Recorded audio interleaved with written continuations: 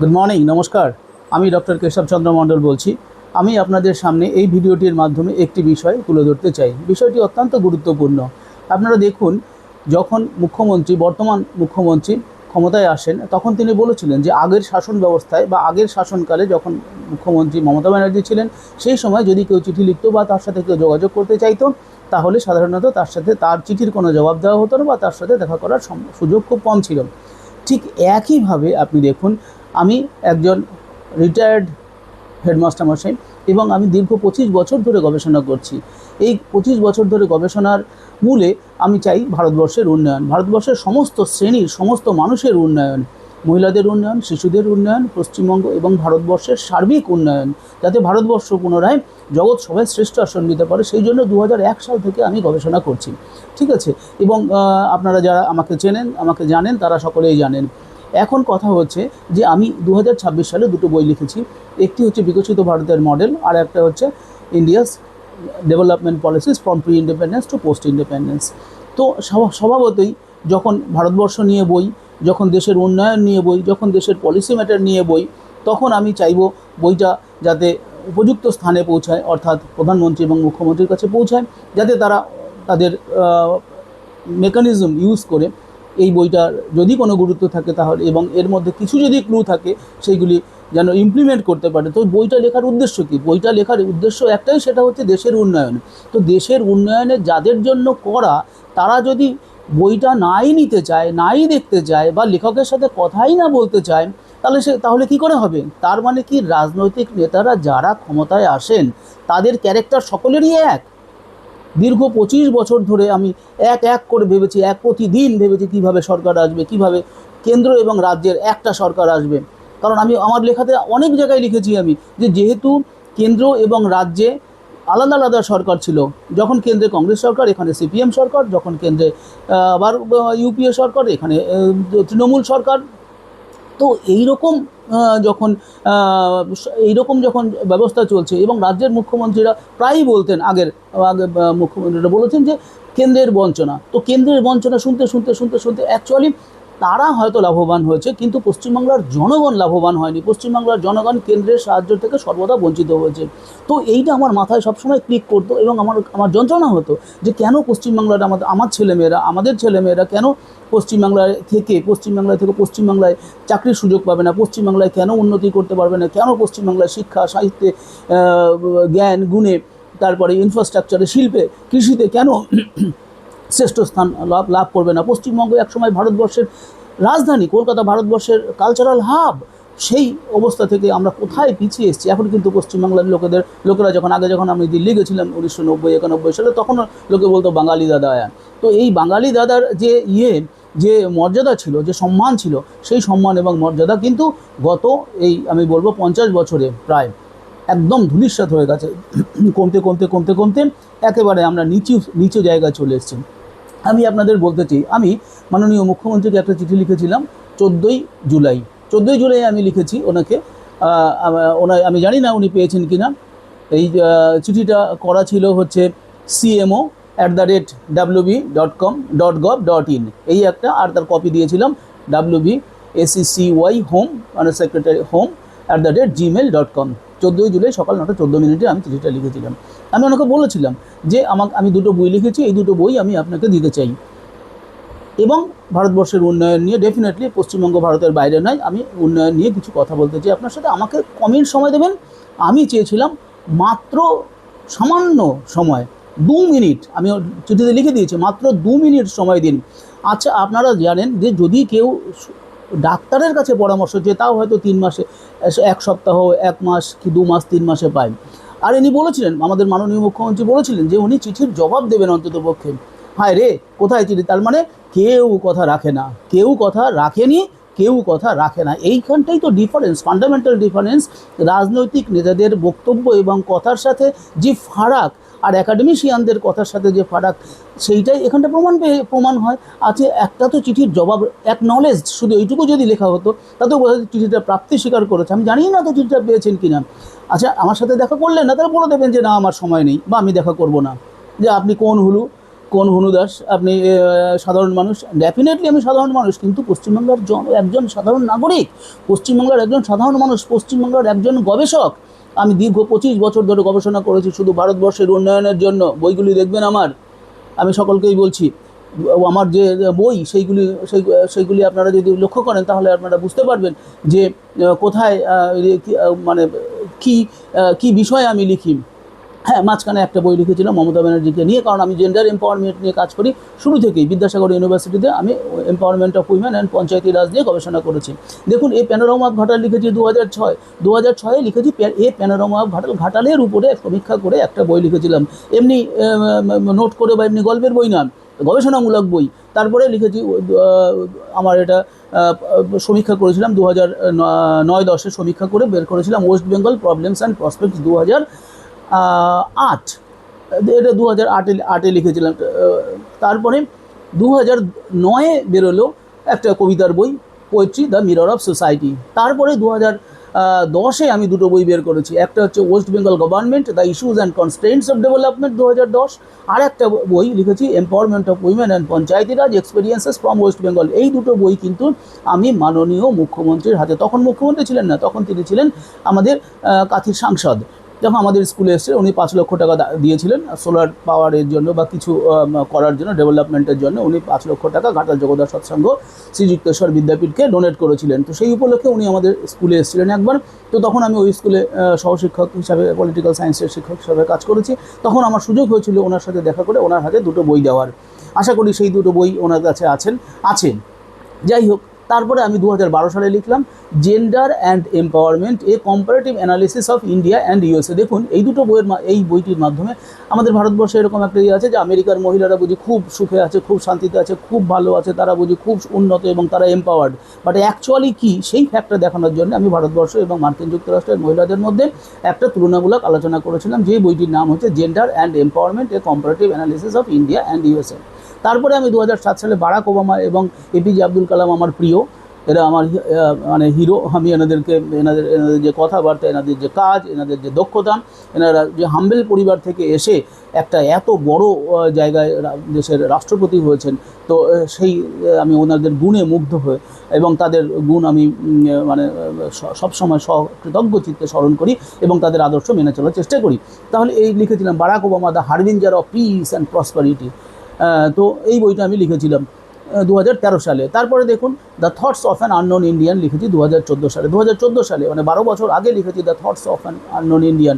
একজন unknown Indian, আমি একজন সাধারণ ইন্ডিয়ান, তার যে থটস, সেই থটসগুলি আমি লিখেছি 2014 সালে। তারপরে আপনারা দেখুন ঘাটাল পৌরসভার উন্নয়ন ও কিছু কথা, আমি তখনও ঘাটালে ছিলাম 2014 সাল সহশিক্ষক হিসেবে, তখন ঘাটাল পৌরসভার উন্নয়ন ও কিছু কথা, এটা আমি বাংলাতে লিখেছিলাম, কারণ আমাকে মিউনিসিপ্যালিটি থেকে বলা হয়েছে আপনি বাংলায় লিখুন স্যার, আমরা সব বইগুলি ইংরেজি, সাধারণ পাঠক পড়াশোনা মানে বুঝতে পারে না, তো আমি ওই জন্য বাংলায় লিখেছিলাম 2009 সালে। তারপরে 2010 সালে তারপরে আমি 2018 সালে লিখি Mamata Banerjee the maker of new Bengal. Mamata Banerjee তখন যেভাবে কাজ করছিল এবং মমতা ব্যানার্জি তখন যে কর্মকাণ্ড ছিল তার দ্বারা আমি ভীষণ অনুপ্রাণিত হয়েছিলাম এবং তিনি খুব ভালো কাজ করছিলেন।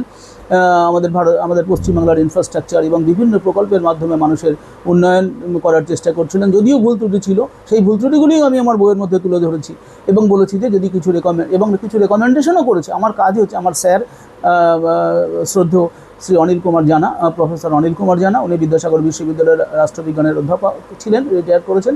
তো ওনার কাছে শিখেছি যে সমাজের যে প্রবলেমগুলি আছে সেই প্রবলেমগুলি ফাইন্ড আউট করে তারপরে সলিউশন দাও। কাকে? পলিসি মেকারদের বা গভর্নমেন্টকে সলিউশন দাও। তো এই কাজটাই আমি করে আসছি দীর্ঘ 25 বছর ধরে, ঠিক আছে।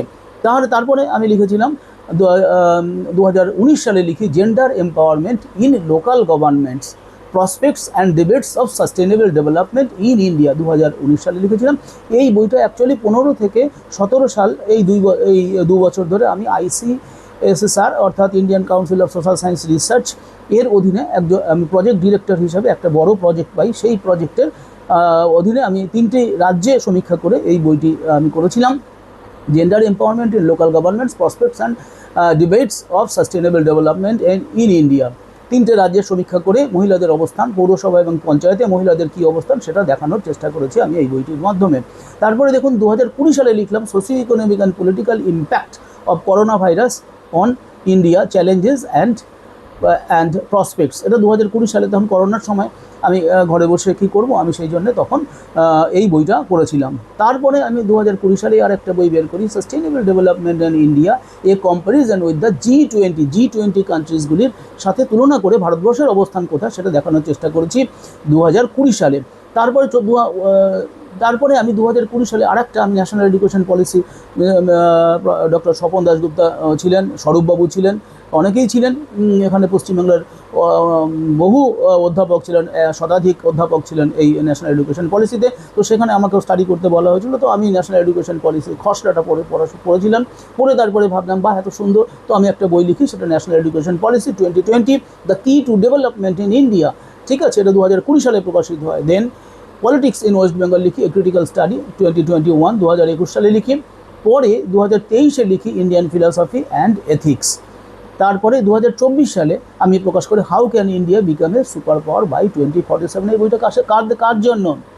এই বইটা সাধারণ মানুষদের জন্য তো আছেই, কিন্তু মেইনলি পলিসি মেকারদের জন্য। আমি যে বই করেছি এটা পলিসি মেকারদের জন্য। পলিসি মেকারদের হাতে যদি না যায় তাহলে বইটা কী করে,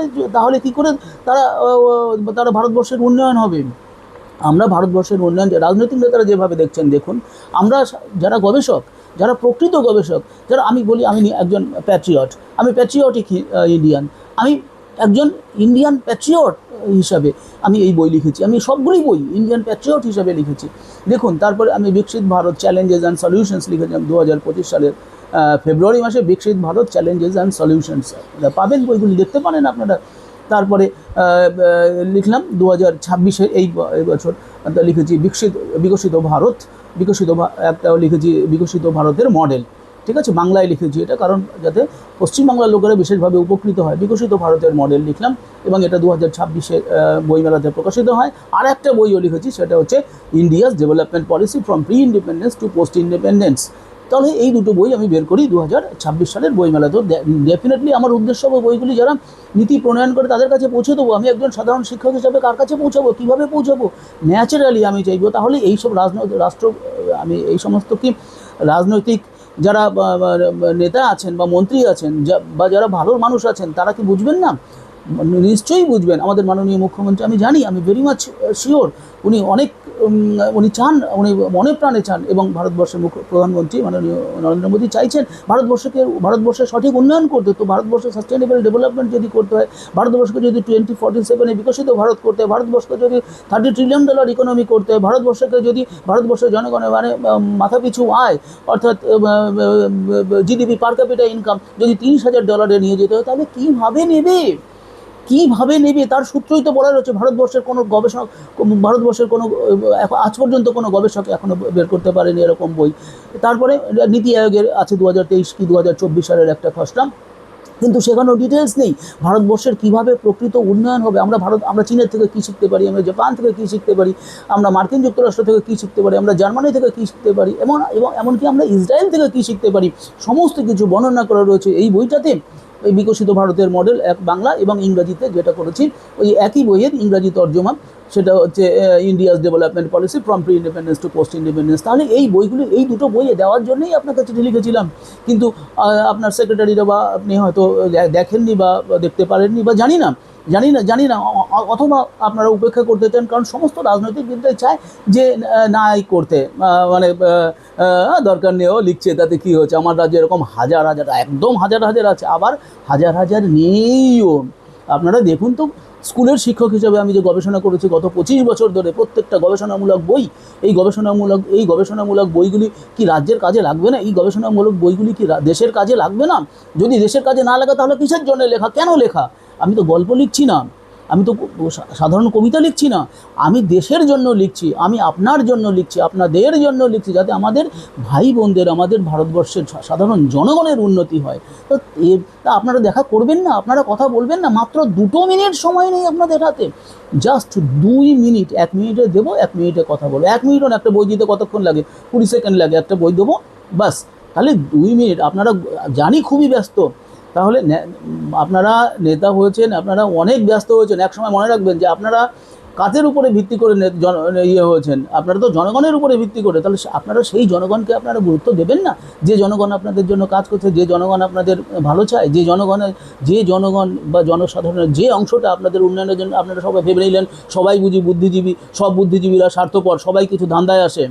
আরে এত বছর হয়েছে কোনো ধান্দাবাজি করিনি, কারোর কাছে যায়নি, বলিনি আমাকে এইটা দাও, আমাকে একটা অধ্যাপকের চাকরি দাও, আমাকে এই পোস্ট দাও, ওই পোস্ট দাও। আরে আমাদের ওইসব দরকার নেই। আমরা পিওর গবেষক, এক বুক ঠুকে বলতে পারি আমরা পিওর গবেষক। এই গবেষণার মাধ্যমেই আমি পরিচিত হয়েছি সাধারণ শিক্ষক থেকে সারা ভারতবর্ষে, সারা পৃথিবীতে পরিচিত হয়েছি শুধু আমার এই গবেষণার জন্য এবং আমার কাজের জন্য। আজকের দিনে পর্যন্ত আমি শুধু ছেলে মেয়েদের বলি না, আমি নিজে করি। 16 থেকে 18 ঘন্টা আমি এখনও পড়াশোনা করি, এখনও লিখি। কিসের জন্য লিখি, কাদের জন্য লিখি? পশ্চিমবাংলা এবং ভারতবর্ষের জনগণের জন্য, ভারতবর্ষের জনগণের উন্নয়নের জন্য। আমি জানি কিছু নেতা আছেন বা কিছু পরিচিত লোক আছেন আমার, যারা এখন মন্ত্রী হয়েছেন, তারা কি করছেন? তারা চাইবেন না একজন শিক্ষক ওকে তাহলে গুরুত্ব দেওয়া হয়ে যাবে। আরে বাবা, গুরুত্বপূর্ণ ব্যক্তিকে গুরুত্ব দেবে না, তাহলে গুরুত্বহীন ব্যক্তিকে তুমি গুরুত্ব দিচ্ছ। গুরুত্বহীন ব্যক্তিকে তুমি গুরুত্ব দিয়েছো, তুমি মাথায় তুলে নাচছো, তুমি কাছে যাচ্ছ, কথা বলছো, খাচ্ছ দাচ্ছ, গল্প করছো। যারা দুর্নীতিবাজ, যারা প্রমাণিত দুর্নীতিবাজ, যারা জেল খেটে এসছে, তাদের সাথে আপনি একসাথে মেলামেশা করছেন। হ্যাঁ, ওটা আপনার কম্পিটিশন, ওটা আপনার দায়িত্ব, ওটা আপনার কর্তব্য, ওটা আপনার কাজ, সেটা আপনি করছেন। তার মানে কি আপনি যারা শিক্ষিত, জ্ঞানী গুণী, প্রকৃত, তাদেরকে আপনি অবহেলা করে যাবেন? করতে পারেন আপনি, এটা আপনার ইচ্ছা। এ তো কেউ জোর করতে পারবে না আপনাকে, বা কেউ বলতেও পারবে না যে আপনি এটা করুন। যেটা যেমন মাননীয় মুখ্যমন্ত্রী মমতা ব্যানার্জির সামনে কেউ কিছু বলতে পারতো না, তো আপনার সামনেও কেউ কিছু বলতে পারবে না। কারণ যদি পাছে আপনি ক্ষুণ্ণ হন এবং ক্ষুণ্ণ হয়ে আপনি যদি তাদের মন্ত্রিত্ব নিয়ে নেন, তাহলে এই জিনিসটার ভয়ে, ভয়ে মানুষ কথা বলে না। আরে তো যেটা তুমি সাদাকে সাদা, কালোকে কালো বলো।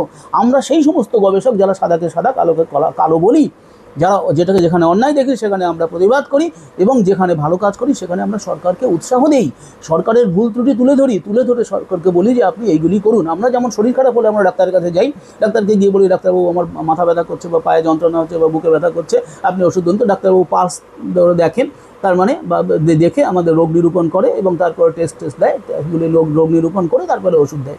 তাহলে ডাক্তারবাবু যদি ওষুধ দেয়, তো আমাদের ওই কাজটাই, ওই সোশ্যাল সায়েন্টিস্ট হিসাবে আমরা ওই কাজটাই করি।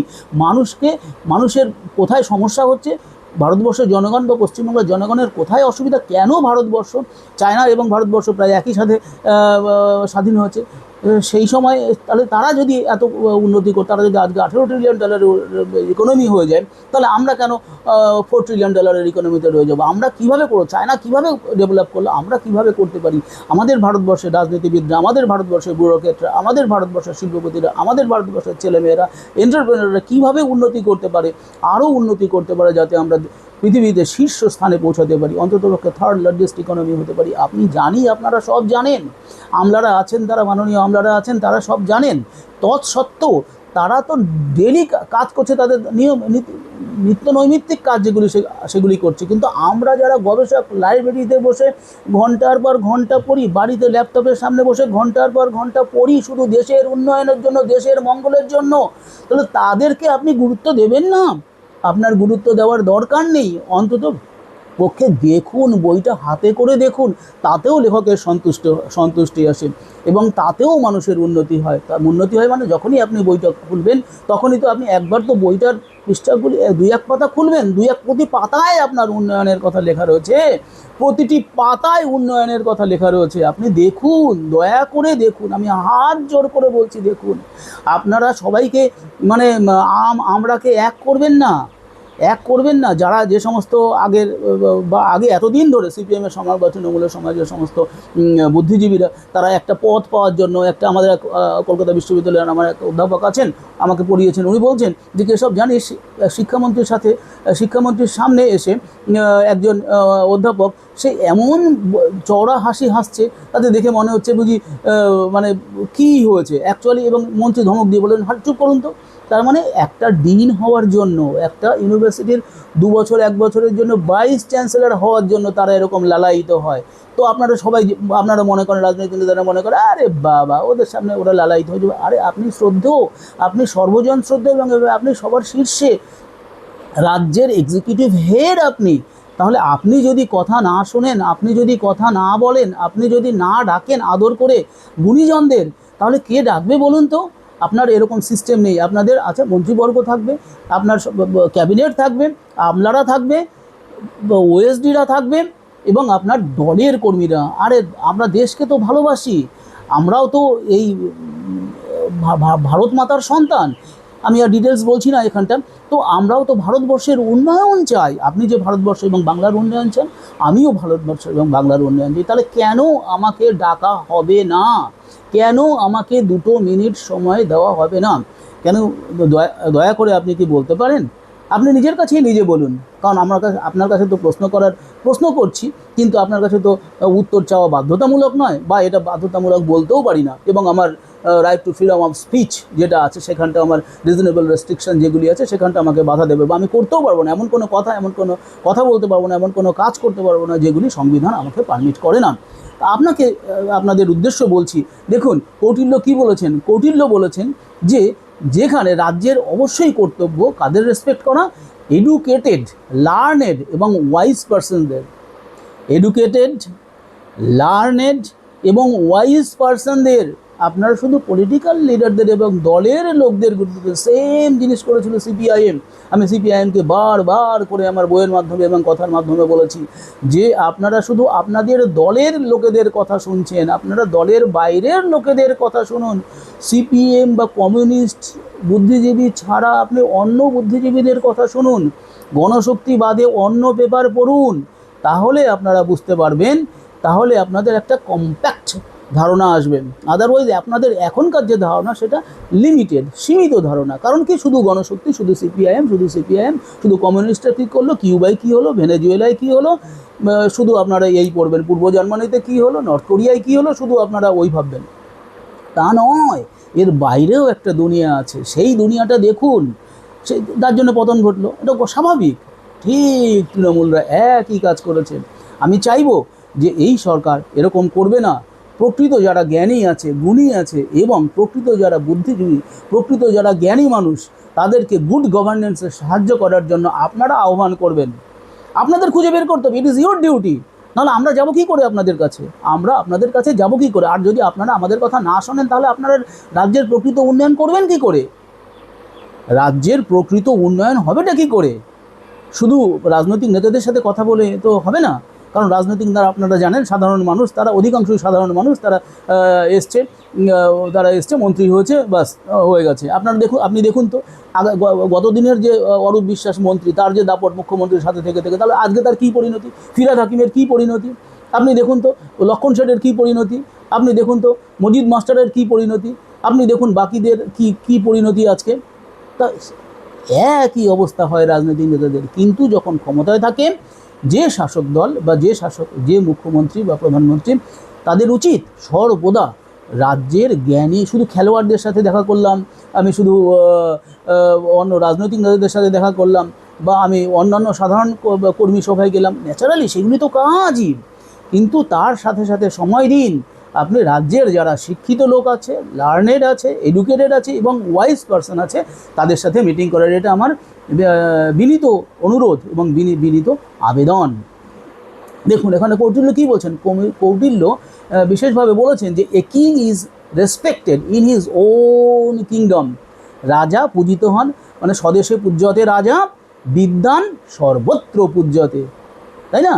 তাহলে বিদ্বান ব্যক্তি, প্রকৃত বিদ্বান, আমি বলছি না চাটুকর বিদ্বান, আমি বলছি না যে ফালতু সমালোচনাকারী বিদ্বান, আমি বলছি না যে যারা কেবল মানে ইললজিক্যাল কথা বলে, যারা ফালতু কথা বলে, যারা সরকারের ফালতু বদনাম করে, তাদের কথা আমি বলছি না। আমি বলছি যে যারা প্রকৃত বিদ্বান। আপনাকে বুঝতে হবে কে প্রকৃত বিজ্ঞান, কারণ আপনি রাজাকে জানতে হবে তার রাজ্যে কত বিদ্বান, প্রকৃত জ্ঞানী এবং বুদ্ধিমান লোক আছে, তাদেরকে খুঁজে বের করতে হবে। তা আপনার কাজ হচ্ছে তাদের সাথে বসা, তাদের সাথে কথা বলা এবং ইন্টারঅ্যাক্ট করা, তবে না রাজ্যের প্রকৃত উন্নয়ন হবে। আপনি দেখুন তাহলে কি বলেছেন, যে কৌটিল্য বলেছেন যে king is respected in his own kingdom. রাজা তার নিজের রাজ্যে সম্মানিত হন, but A learned man is respected everywhere. কিন্তু লার্নেড ম্যান, পণ্ডিত ব্যক্তি, সারা পৃথিবীতে পূজিত হন, মনে রাখবেন। তো দ্বন্দ্বের কিছু নেই, আপনারা আপনাদের জায়গায় ঠিক আছেন। যারা বিদ্বান ব্যক্তি, যারা জ্ঞানী ব্যক্তি, তারা তাদের জায়গায় ঠিক আছে। এর মানে না আপনারা জ্ঞানী নন। রাজাকে সর্বজ্ঞ হতে হয়। রাজা হবে সর্বজ্ঞ, সব কিছু জানবেন। তার কান থাকবে, তিনি কান দিয়ে শুনবেন, চোখ দিয়ে দেখবেন। কান দুটো তার কিন্তু দুটো চোখ, ঠিক আছে? এগুলোও মনে রাখা উচিত। এবং এবং আশেপাশের লোকেরা স্বভাবতই বলবে, আরে ও কি একটা মাস্টার ছিল, ছাড়। আরে আপনি কাজ দেখবেন, তো আপনি কাজ দেখবেন। শুধু এপিজে আব্দুল কালামকে কাজ দেখে অটল বিহারী বাজপেয়ী এনেছিলেন। এপিজে আব্দুল কালামের শুধু কাজ দেখে, মানুষ রূপ দেখে না, বাইরের কিছু দেখে না, দেখে হচ্ছে হার্ট। হার্ট কি, ঠিক আছে? তার লেখনীতে কি বেরিয়েছে সেইগুলি দেখুন, আমি অনুরোধ করব, দয়া করে দেখুন। তারপরে দেখুন, তিনি বলেছেন যে স্কলারশিপ এবং স্টেট পাওয়ার দুটো ডিস্টিংক্ট রিয়েলম, দুটো আলাদা জায়গা, ঠিক আছে? এবং educated individuals possess a universal reference that transcends territorial borders. এবং আমাদের যে কাজ, আমরা শুধু রাজ্যের মধ্যে সীমিত থাকি না, আমরা দেশের মধ্যেও সীমিত থাকি না, দেশের বাইরে সীমিত সামর্থ্য দিয়ে আমরা দেশের বাইরেও যে কথাগুলি বলি। আমার প্রায় 478টা ভিডিও আছে, 478টা video India and world politics, দেখবেন আপনারা, ইন্ডিয়া অ্যান্ড ওয়ার্ল্ড পলিটিক্স আমার ইউটিউব চ্যানেলের নাম। তো ওই ইউটিউব চ্যানেলে আমি যে ভিডিওগুলি করেছি, সেই ভিডিওগুলিতে দেখবেন কি বলা রয়েছে। ভারতবর্ষের উন্নয়নের জন্য শ ভিডিও তৈরি করেছি আমি, যাতে সাধারণ জনগণ শোনে, সাধারণ জনগণ জানে, সাধারণ জনগণের উন্নতি হয়। তো সাধারণ জনগণের উন্নয়নের জন্য আমি আমার ক্ষুদ্র সামর্থ্য দিয়ে চেষ্টা করেছি। প্রত্যেক ব্যক্তি, আমাদের মাননীয় প্রধানমন্ত্রী বলেছেন যে যার যেটুকু সামর্থ্য আছে, যেখান থেকে যে বিষয়ে দক্ষতা আছে, সে বিষয়ে কাজ করে আলটিমেটলি দেশের উন্নয়নে অংশগ্রহণ করবে। আমার যেটুকু জ্ঞান আছে, যেটুকু বুদ্ধি আছে, আমার সেই জ্ঞান এবং বুদ্ধি এবং পরিশ্রম দিয়ে আমি সেই কাজটা করি ভারতবর্ষের মানুষের জাগরণের জন্য, ভারতবর্ষের মানুষের উন্নয়নের জন্য, ঠিক আছে? এবার দেখুন, রিলায়েন্স অন অ্যাডভাইজার্স, রাজার অমর্ত্য থাকবে। অর্থাৎ কৌটিল্য বলেছিলেন যে অবশ্যই রাজা অবশ্যই surround himself with a council of ministers, তার মন্ত্রী পরিষদ থাকবে, and advisers who were strictly learned in scriptures, trained in statecraft and dedicated to righteousness. তার মানে রাজা যে, অর্থাৎ মুখ্যমন্ত্রী যাদের সাথে থাকবেন, তারা কাদের সাথে থাকবেন? লার্নেড, কিসের? যে অমর্ত্য, অর্থাৎ মন্ত্রী পরিষদ থাকবে, তিনি অমর্ত্য বলছেন, তারা কারা হবে? যারা স্ক্রিপচার্স, ধর্মগ্রন্থ সম্পর্কে জ্ঞাত হবে এবং তারা জ্ঞানী হবে। ট্রেইনড ইন স্টেটক্রাফট, রাষ্ট্রের প্রশাসনিক ব্যাপারে দক্ষ হবে। আর কি হবে? ডেডিকেটেড টু রাইটিয়াসনেস, ধর্মের প্রতি তারা অনুরক্ত হবে বা ধর্মপ্রাণ হবে। কটা ব্যক্তি আছে? আমি আপনাকেই প্রশ্ন করছি, আপনি দেখুন আপনার আশেপাশে এই গুণ সম্পন্ন কজন ব্যক্তি আছে, ঠিক আছে? তো ন্যাচারালি আপনি তাদের রাখবেন, আছে। তার দেখুন, শঙ্করবাবু খুব ভালো লোক, শিলিগুড়ি থেকে জিতেছেন। আমি জানি ডক্টর স্বপন দাশগুপ্ত অর্থ দপ্তর পেয়েছে, এডুকেশন ডিপার্টমেন্ট পেলে ভালো হতো। আমি ওনাকে ব্যক্তিগতভাবে চিনি, উনি অত্যন্ত জ্ঞানী এবং পণ্ডিত মানুষ। অর্থ দপ্তর খুব ভালো চলবে।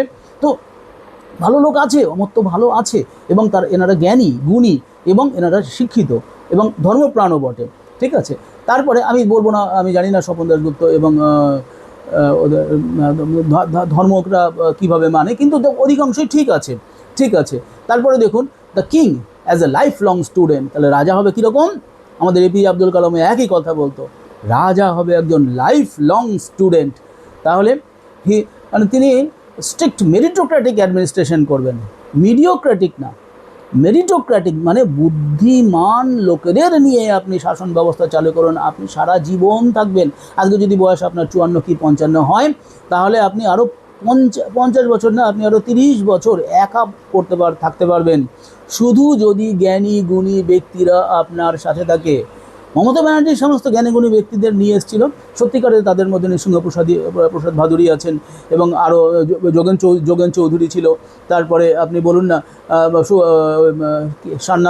সান্যাল ছিলেন, এনারাও খুব ভালো মানুষ ছিলেন প্রথমে। তারপরে কিন্তু এদেরকে আস্তে আস্তে ভালো আর মন্দ তো ভালোর সাথে থাকতে পারবে না, তো ন্যাচারালি মন্দ ব্যক্তি ভালোদের থেকে নিজেকে দূরে নিয়ে গেছে, তাই না? তো ওই মন্দ ব্যক্তি তখন মন্দ ব্যক্তিদের সাথে রয়ে গেল।